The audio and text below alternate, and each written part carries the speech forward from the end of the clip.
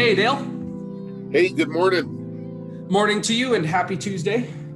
Thank you. I know we got lots to talk about today, so let's jump right in.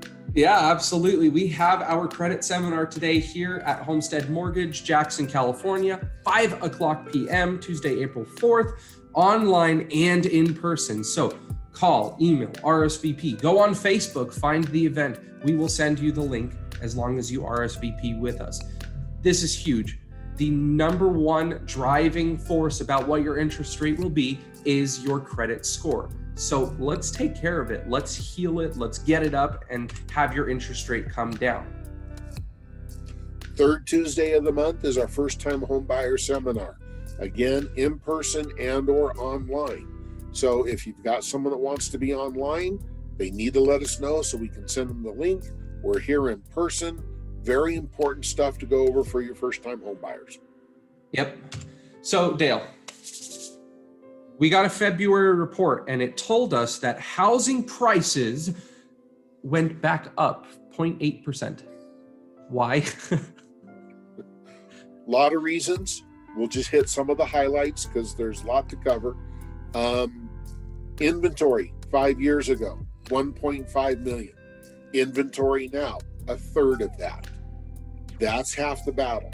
The other battle, quite frankly, that the media doesn't talk about, if you're a seller and you've been alive the last 6 years, you probably have a 2.5 to 3.5% interest rate. You're not going to give that up and take a low ball offer. Your payment's low. You're going to wait till you get the price that you want. That's going to drive some house prices up. Low inventory. It is time to get in the market and buy a house. Yeah, and I really want to push that. It's time now to get in the market, because if you didn't catch it before, I said February housing prices went up. We just got that data. They have to take all these things and average them out. So let me drive this home a little bit more. This is a mortgage-backed security chart. The best way to look at this is an interest rate chart. This is how we determine what interest rates will be, except you need to look at it upside down. So let's actually do that. Look at it upside down. Back in January, interest rates were pretty low, okay, close to 6%. And then at the end, they started to creep up. Well, what did I say? We saw that housing prices for the month of February went up a little bit. That's because interest rates were lower at the end of January. Well, they crept up, and then we saw a little bit of a slowdown. And lo and behold, the past month, what have they done? They've gone down, and they'll probably continue to go down. Even today, that's a pretty healthy margin of healing right there on the interest rate front. So why is this important? Well, all of this data, we showed you a real-time chart. All of this data has to go to a government agency or a survey agency.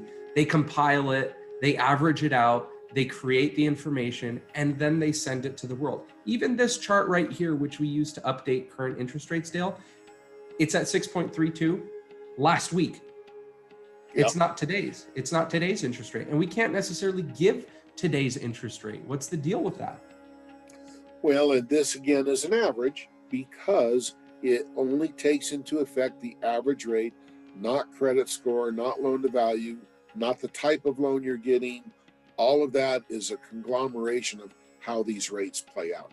Want to point out, if you'll take notice, between November and March, that is exactly inverted of the Japanese candlestick chart that you showed us before.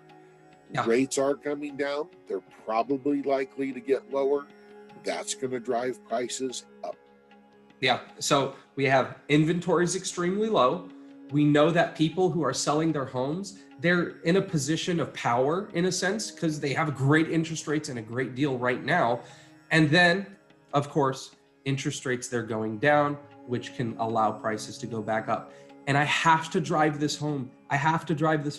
All of this data is delayed. It's at least delayed a week. It's at least delayed a month. By the time these survey companies and these government agencies create this data, make it available for everyone, and the news media articles and videos and TV shows, by the time all of that is said and done, a month has passed, and the train has left the station, and the people who say, I'm waiting for housing prices to go down, they're left in the dust. They're going to miss the train. They're going to miss the It's train. like I've told people countless times who said, I saw a commercial last night on TV that this was the rate. Yes, that was the rate when the commercial was made. That is not today's rate. Whether it's higher or lower doesn't matter. So Yeah. It's a daily change. If you're not in the market right now, you won't get the information. And being pre-approved doesn't mean you're buying a house. It means you're just in the market. You're ready to go. So talking about the market, what's cooking, Dale? yeah, just very briefly, because I know everybody's got a busy day in front of them. FHA has lowered their PMI nearly half, not quite, but nearly. The California Dream for All, the 20% down program, that they get a gift of 20%, it gets repaid. They do have to share in the equity. And then go ahead, Noah, on the others. Yeah, first-time home buyers. I mean, they're being loved right now. This is the year of the first-time home buyers. Loan level price adjustments, they are really in favor of this demographic. Home Ready and Home Possible, those are conventional 3% down programs. That's better than FHA. FHA is 3.5%. The Dream for All program Dale just mentioned, CalHAFA, that is almost exclusively for first-time home buyers. All of those down payment assistance programs, all of those programs for conventional and FHA that they offer, first-time home buyers. And of course, better rates, there's an incentive there for first-time home buyers as well. And we got a bunch of market strategies. I mean, we put a small list here: permanent buy downs, temporary buy downs, even a mortgage insurance buy down. Dale, nobody uses mortgage insurance buy downs. It's huge. It's huge. A great strategy to use. Yeah. Adjustable rate mortgages, reverse for purchase, and of course, there are down payment assistance programs. We got silent seconds, and we have, I really like this one, a 10-year amortization on a down payment assistance program. So that way you don't have that stipulation.